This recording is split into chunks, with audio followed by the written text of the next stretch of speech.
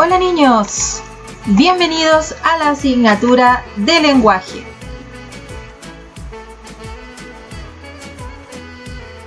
Daremos comienzo a la semana número 21, que va desde el día 21 al 25 de septiembre. Les habla su profesora Liliana Silva. Y el tema de esta sesión es la retroalimentación del trabajo formativo número 2 de la asignatura de lenguaje.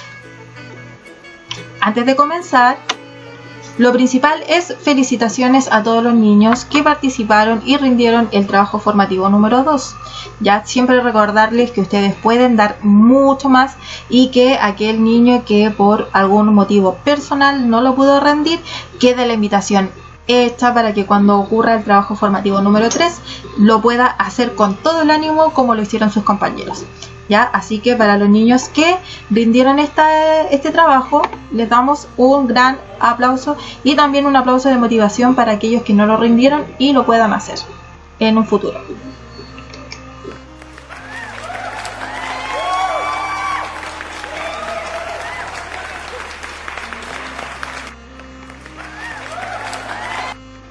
Ahora veremos el objetivo de esta sesión. El objetivo es retroalimentar y mejorar el rendimiento de la asignatura en el nivel de comprensión lectora y de contenidos. Recuerden, niños, que lenguaje no es solamente leer, sino también tengo que aprender conceptos que me van a servir también para otras asignaturas, como el vocabulario. Las actividades de esta sesión son realizar un breve repaso de contenidos asociados a la asignatura del trabajo formativo número 2 de lenguaje, y luego deberán desarrollar actividades propuestas en la pauta de trabajo apoyadas en su texto de lenguaje. Les recuerdo que toda la información la pueden descargar en educasuyay.cl. Ahora comencemos, así que coloquen bastante atención. Vamos a aclarar las preguntas del trabajo formativo número 2, aquellas que estuvieron un poquitito más débiles. ¿Ya? Comenzamos. Aquí tengo el primer texto, que era el carro del sol. Dice, ¿cuál de los siguientes personajes se puede omitir sin cambiar la historia? El resto de la historia habla sobre varios personajes que son Selene, Faetón y Zeus, ¿ya? Pero en realidad, niños, para que no cambie o se pueda, cuando hablamos de omitir, significa que lo puedo suprimir, que no vaya a cambiar en el sentido de la historia. Zeus era un personaje que aparece en la última línea, como lo estoy apuntando acá, de la historia. No tiene ninguna relevancia a lo que sucede en los distintos hechos. Por lo tanto, Zeus era un personaje que se podía omitir de la historia y esta no cambiaba su sentido.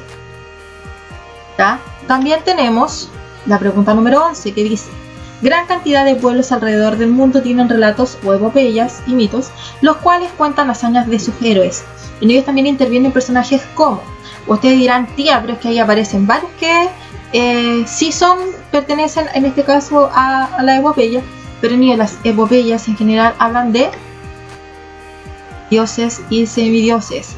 Ya los otros en general dan apoyo a esta historia, pero no son los personajes que intervienen como tal dentro de la historia. Como tal intervienen dioses y semidioses. Tenemos también en el texto número 2, que era Teseo y el Minotauro. Nosotros Teseo y el Minotauro, esta historia la hemos trabajado bastante en sesiones anteriores porque era un texto bastante largo, ¿ya? Y como ya lo habíamos trabajado, ustedes conocían la historia, también se incluyó en el trabajo formativo número 2. Dice, en el párrafo 4, el espacio físico. Aquí tengo el párrafo 4, ¿ya?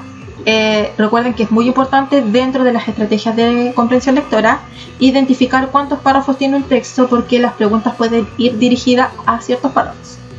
Ya, ahí dice entonces cuál era el lugar físico entonces donde ocurría la historia, que vamos a conocer nosotros como espacio físico. El espacio físico va a ser el medio natural en el cual sucede el relato. También se señala el sitio donde ocurre o se desarrolla la narración.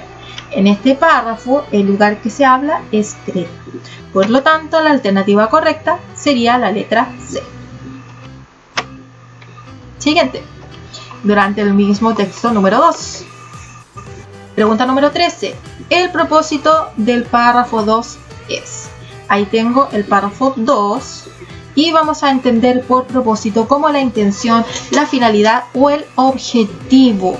¿Qué es lo que me quiere decir ese párrafo 2?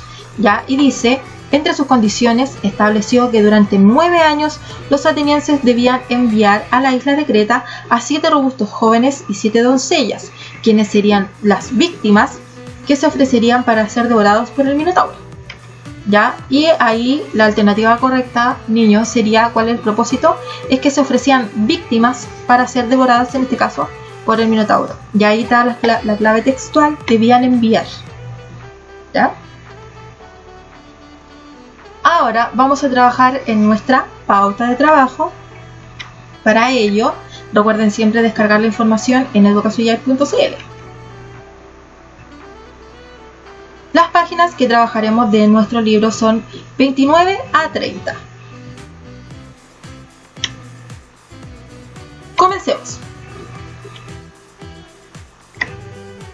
Lo primero es que te invito a retomar la lectura de Teseo, contestando las siguientes preguntas en tu cuaderno.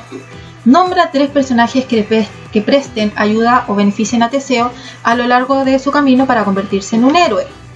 Y ve cuál es el conflicto narrativo vinculado al obstáculo que tuvo él que tuvo que enfrentar para ser un héroe, ¿ya? Y en el caso de Teseo nombra 3 obstáculos, ¿ya? Las páginas de la historia de Teseo van de la 16 a la 24.